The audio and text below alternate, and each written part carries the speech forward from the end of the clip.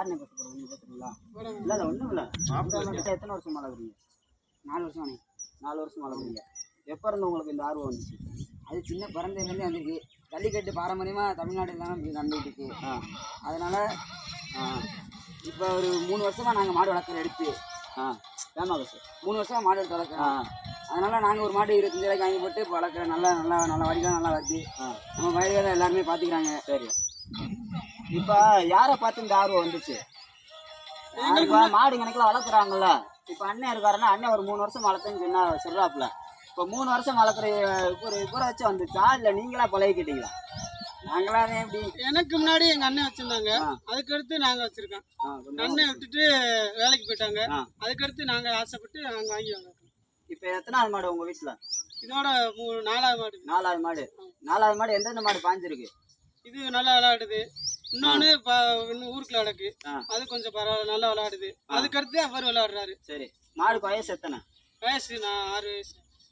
எத்தனை வருஷம் வச்சிருக்கீங்க அதை மட்டும் சொல்லுங்க. நாங்கள் எங்கள்கிட்ட வந்து 2.5 வருஷம் இருக்கு. 2.5 வருஷம். அப்போ 2 வயசு 2.5 வயசு அதுக்கு. 2.5 வயசு 2.5 வருஷமா வச்சிங்கன்னா 2.5 வயசு. இப்படி ஒரு வருஷத்துக்கு ஒரு வயசு வரும். 2.5 வயசு. இப்போ வந்து மாடு இப்போ உங்களுக்கு உங்களுக்கு மட்டும் தான் நிற்குதா இல்லை எல்லாத்துக்கும் நிற்குமா? எங்களுக்கு பூரா நிற்கும். எல்லாத்துக்கும் மற்ற தெரியாத ஆளுக்கு நிற்காது. ஆமாம், பாஞ்சு போடும். கட்டையில் எப்படி வரும்? கட்டையில் 2 போட்டு அடிச்சு வரும். 2 பக்கம் அடிச்சு ஆளை பாயுமா இல்லை ஓடிடுமா? ஆளை பாயும். ஆளை வச்சு வெளியில போகும். என்ன பரிசு வாங்கியிருக்கு இன்ன வரைக்கும்? 2 அண்டா வாங்கியிருக்கு. 2 அண்டா வாங்கியிருக்கு. இன்னும் வந்து நல்லா பெரிய லெவலுக்கு வரணும். நல்லா வளங்க. இன்னும் வந்து இந்த கோயிலுக்கு உங்களை வேறு சப்போர்ட் எங்கெங்க ஃபோன் அடிச்சு வர சொல்லியிருக்கீங்க. இப்போ எல்லாரும் வந்து நிக்கிறீங்க, ஒற்றுமையா இருக்கீங்க. தம்பி சித்தப்பாமே எல்லாம் சொந்தக்காரங்க எல்லாருமே ஒற்றுமையா இருக்காங்க. அதாவது எந்த கிராமத்துல போய் மாடை அவுத்தாலும் சரி, எந்த மாதிரி இதா இருந்தாலும் சரி, எல்லாரும் இப்படி இவங்க மாதிரி ஒற்றுமையா இருங்க. நல்லா இன்னமும் மாடு 10 மாடு வளர்க்கலாம்.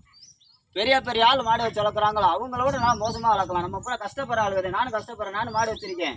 நானும் மாடு அவுத்து வந்தேன். இப்போ அதை டோக்கன் கிடைக்கலன்னு வெறுத்துட்டே இப்போ இந்த தொழிலுக்கு நான் இறங்கிருக்கேன். இப்போ என்னன்னா எல்லாரும் ஒற்றுமையா இருக்கணும். யாரும் ஒருத்தவங்க பாயிர மாடு வச்சிருக்காங்கன்னா அவங்களுக்கு தட்டி கொடுக்கணும். தட்டி கொடுத்து நல்லா வளங்க, நல்லா பாயுது, நல்லா வளங்கன்னு சொல்லணும். என்ன ஊர்? இந்த ஊர் பேரு அழகாபுரி. அழகாபுரியில வந்து நல்லா வளர்க்குறாங்கன்னா இன்னும் உங்களை பேரும் போகலும் நிறையா கிடைக்கும். உங்கள் மாடு வீடியோலாம் நான் பார்த்துருக்கேன். மாடு வீடியோ பார்த்துட்டு கட்டையை நல்லா 2 பக்கம் அமட்டிட்டு நல்லா அடிச்சு நல்லா உங்களையும் பாரு நத்த மாடு நல்லா அடிச்சு தூக்கி எறிஞ்சிட்டு போகுது. அந்த அளவுக்கு வந்து நீங்கள் மாடு வந்து காட்டுக்குள்ளே இருக்கிறதுனால என்ன கோயில்?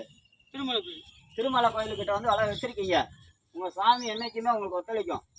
நீங்கள் நல்லா வளங்க. இன்னும் சாமி பேர் தானே சொல்லி அவுக்குற மாடு. சாமி பேரை சொல்லி அவுக்குறீங்களா? அதான் சாமி. என்ன சாமி? கருப்பு சாமியை சொல்லி அவுக்குறாங்க. கருப்பு சாமி நல்லா உத்தரமா நிற்கும். நல்லபடியா எல்லாமே நல்லா பாயும் நல்லா இருக்கும்.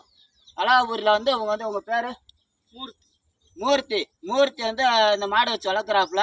அவங்க இப்போ நான் வந்து உரி காட்டி இது பண்ணினேன். ஆனால் வந்து என்னை வந்து பாய வந்துச்சு. இப்போ எல்லோரும் கூட்டமாக நிற்கிறாங்களோ யாருமே பாயலை. நல்லா இருக்குது, நல்ல விதமாக இருக்குது. இன்னும் நல்லா வச்சு வளங்க. இதோட நான் முடிச்சுக்கிறேன் இதை.